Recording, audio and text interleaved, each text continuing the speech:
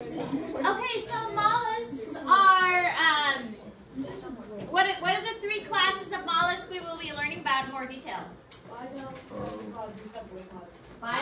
gastropods, and cephalopods. Excellent. Bivalves are the ones like clams and mussels and oysters, and cephalopods are the cepha means head, pods means foot, so like head foot. Those are like the octopus and the squid and the nautilus. Tigers. And then the other one is the gastropod, which is like the snail and the slug. So, moving on with those mollusks, we're going to start talking about bivalves today. Bivalves is the one that has like the two that come together. That's why they're called bivalves. So they have the two that come together and form a complete closing them in with their soft part inside. Okay, can you go back to the bell work real quick? I just didn't get the second question. Radiola. All right, thank you. Okay.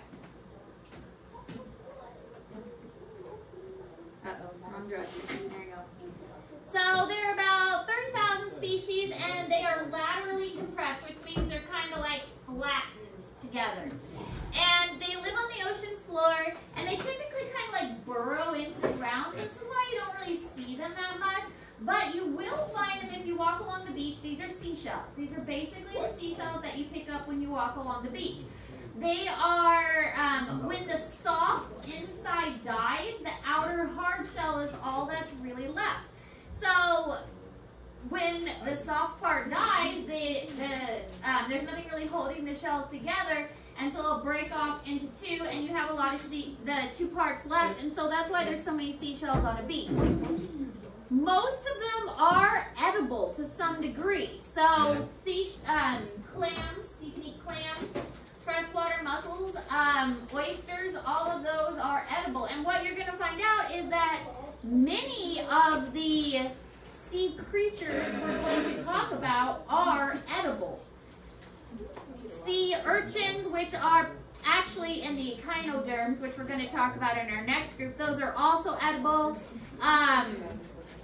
The gastropods, which are the snails escargot, that is edible too. So a lot of these are edible, or you can eat them if you so choose. A lot of them are delicacies, but if you live along the coast, clams and oysters and things, those are just normal food sources.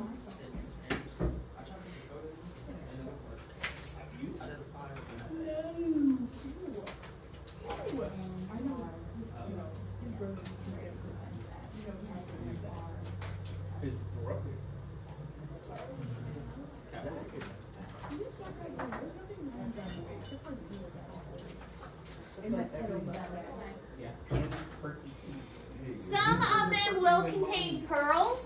Oysters have pearls.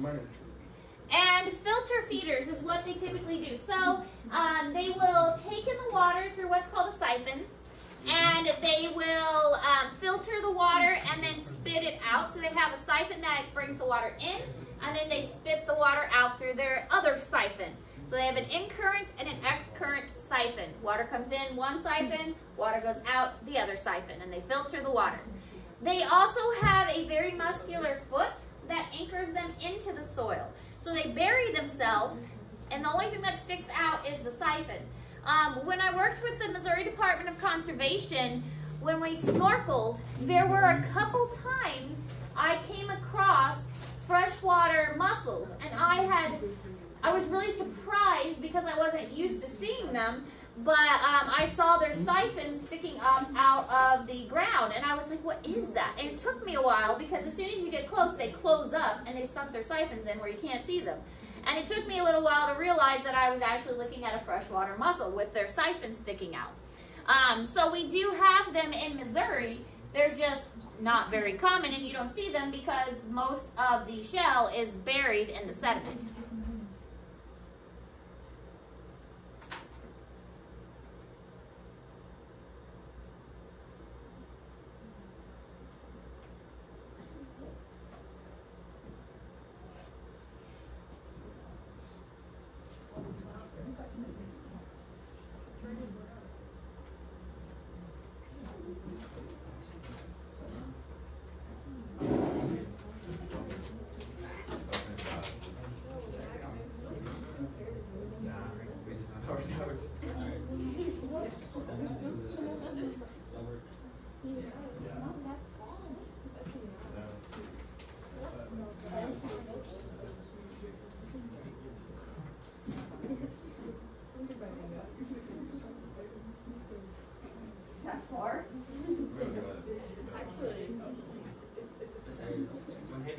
It's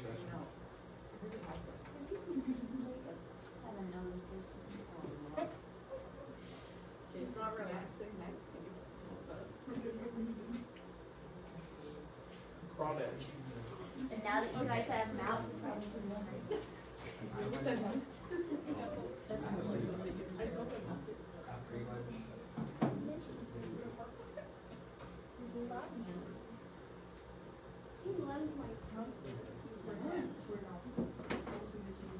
all right, so this shows how they're, oh, are you not done? Are you sure? So this shows how they're buried under the sediment or into the ground. They have the muscular foot that anchors them so that the current doesn't sweep them away. They bury themselves and anchor themselves, and only the siphon sticks up. This is what the siphon looks like. One siphon to carry the water in, and one siphon to spit the water back out. So really all you see is the top of their shell and these little siphons that stick out. So when I was snorkeling, this is all I saw, and it took me a moment to realize what I was looking at, because as soon as you come close, they suck the siphons back in and close up their shell really tight. And then after a while, they'll open back up and stick their siphons back out. So it's really kind of interesting to look at. Now, also with the class Bivalvia, they do not have the radula, which we learned in the radula, that was what? What was the radula? A snail tongue used to bring food. The snail tongue, which they use to scrape off the food of stuff. They do have what's called a cnidia, though, which is a specialized kind of respiratory gill. It's this weird kind of gill that's shaped kind of like a comb or a feather. And anytime you have a lung or a gill, the idea behind it is lots of surface area. The more surface area present, the more you're able to breathe better. So our lungs have a lot of surface area, gills have a lot of surface area. And this allows for better breathing so that more oxygen can get into the clam or the oyster faster. They also have what's called an umbo. The umbo is the oldest, pointiest, thickest part of the shell.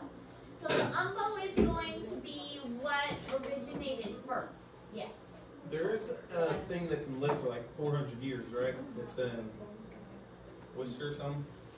There is giant Urchin. clams. An urchin. There's an urchin that can live for 400 years, I think. Probably. I think so. There are several animals that can live quite a long time. Giant clams, I think, can live quite a while. There's sea turtles too. Yes, sea turtles are quite old. But the umbo is the oldest, pointiest, thickest part of the shell. They do have adductor muscles. Unfortunately, we are not dissecting muscles. Honestly, though, the muscles were kind of boring to dissect. They weren't really that interesting. There's not a lot inside to look at. But the adductor muscle is very strong and makes it very difficult to open the shell. It holds the shell together very, very securely, and not much can really open them once they close, except for sea stars. Sea stars are very good at opening these bivalves, and sea stars will actually go over the top of the bivalve with their 5 little arms and pry them open with all of their little suction feet. And then sea stars have a really cool stomach that turns inside out. So they will turn their stomach inside out and stick it inside the bivalve and digest the inside and then kind of basically suck up the inside of the bivalve. So sea stars are one of the few that can actually get inside the muscle and then suck everything out. There are others that will get inside the bivalves too, so like sea otters. Sea otters will use rocks though to hit the clams and the oysters and things to break them open. They do have external fertilization as well. Basically, they will release the sperm and the eggs into the water, and the water mixes them up together.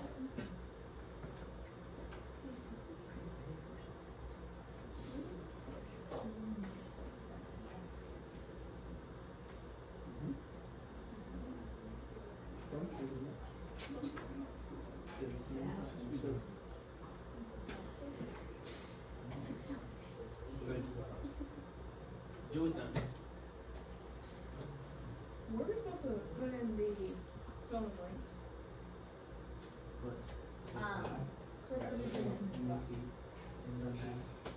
I will hand out the fill in the blanks later. Because the fill in the blanks is a transition. I did my work. But yeah, the fill in the blank is a transition. I think that's crazy.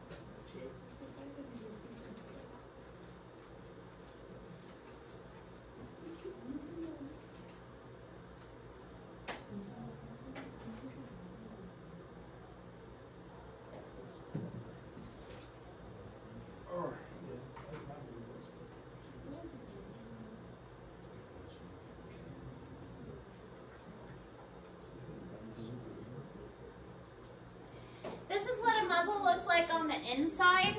So obviously if we even dissected it, it wouldn't be that exciting. We've got the gills, we've got the posterior and the anterior adductor muscles that holds it closed. They are very, very strong.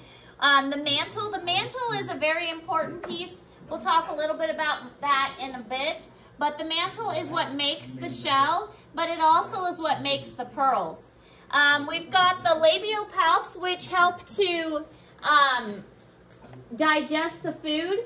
And then we've got the foot, which is that very muscular piece which anchors it into the ground. So if the foot is on this side, that means that the siphons are going to be on the opposite side. So the siphons would be over here. Another picture of what it looks like. Here's our foot on this side with our siphons over here. And we've got our anterior and posterior adductor muscles with our gills and our stomach. Our labial palps over here next to the stomach to help with digestion, our mantle, and our gills to help it breathe. So here's how a pearl is formed, and this question will be on your test, so make sure you understand this process because this will be a question on your test. A piece of sand or some other particle of something gets into the oyster and will irritate it. So have you ever like had crumbs in your bed and then you lay down and it's just like really irritating? Or like a rock or pebble in your shoe or something and it's just irritating your foot? That's kind of what happens to the oyster. So this piece of sand gets into the shell and it gets between the shell and the soft part. And it's irritating the oyster. So the mantle is like a tissue layer that's soft right before you get to the hard shell. The mantle makes the shell. So when that piece of sand gets in between the mantle and the shell, it irritates it, like a rock in your shoe irritates your foot.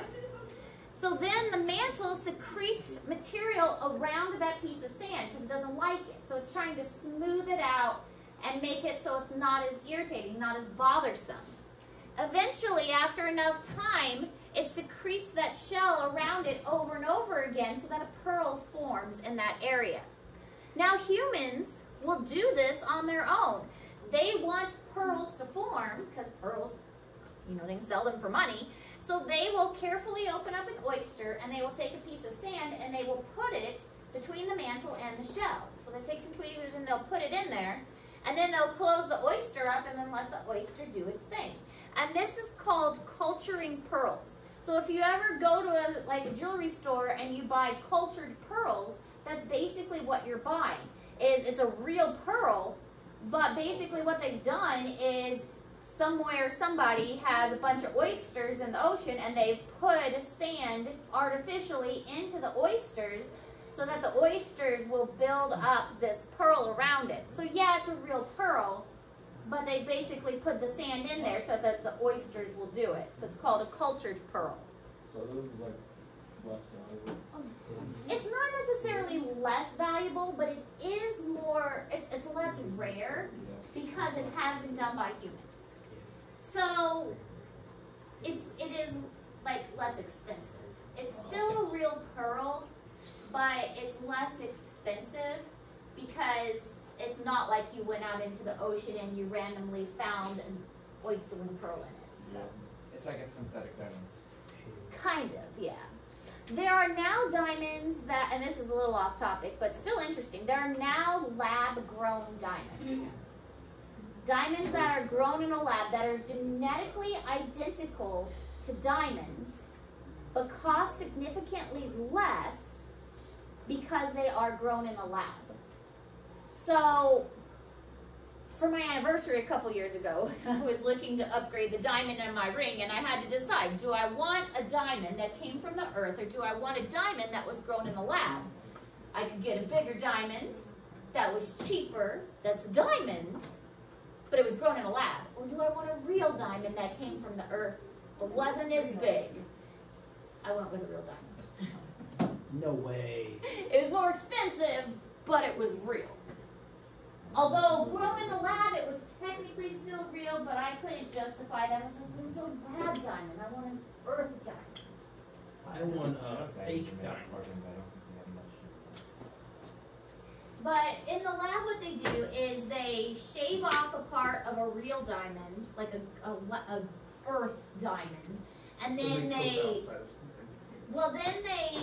put all of the carbon pieces together, and then they put it in a bunch of pressure and put it in this machine, and they put it in a bunch of heat, and then over like a month it grows, and then it comes out. It's beautiful, and it's the exact same as a real diamond, and then they can not carve it, but they can cut it and make it into a regular diamond. But I don't know, just didn't seem the same to me. They can also add inspections and color it and yeah, just didn't seem the same to me. Sucks they got rid of they told people about that first because they could have like an infinite source of this money. It's true, but for a nice diamond, there's something called a GIA, which is the Gem International Association or something. And to get a gem that's certified by that, it has to go through this like process to be like get a certificate for it. So to get a gem that's certified by that GIA, it's authentic. So I chose that too.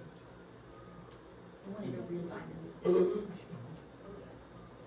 Anyway, maybe that makes me superficial. I don't know. But when I got married, we had no money, so I got a tiny diamond when we were married. Won a nicer diamond 20 years later. So is your diamond retarded? My diamond retarded? Yes, is it? No. No, that is an actual term for diamonds. It's an actual term. I'm not sure what it means, but I can go Google it.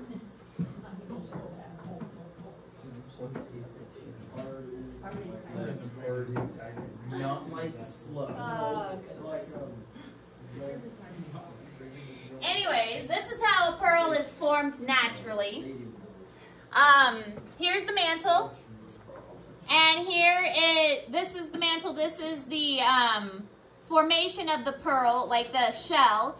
And so you get a piece of sand in there and it's irritated. And so here's our sand.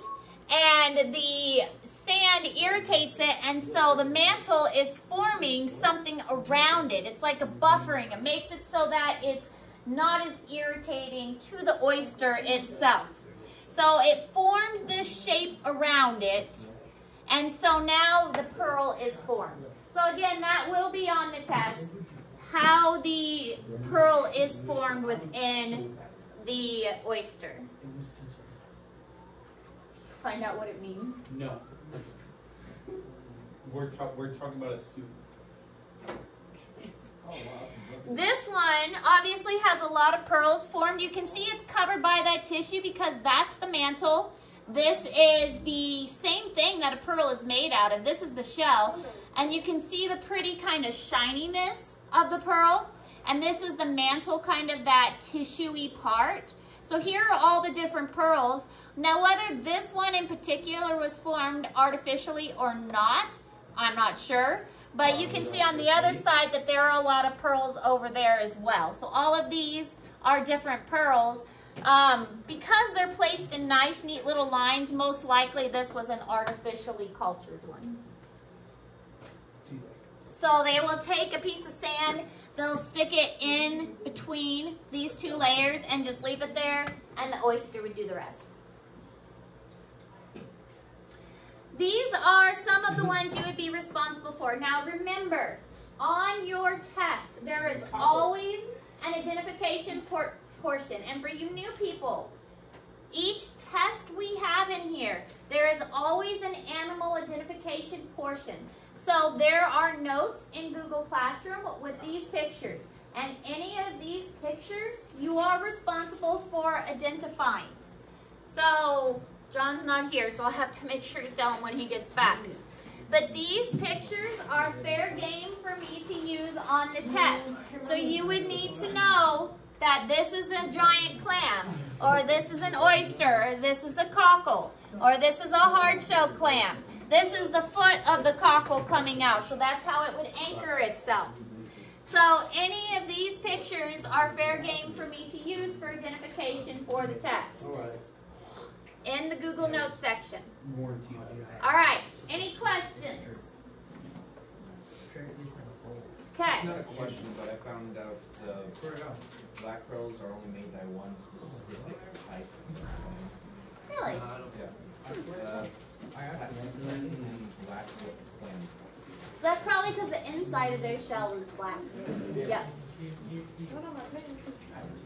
All right, so I know some of you are already done with the cephalopod research, so I'm going to give you your other assignment.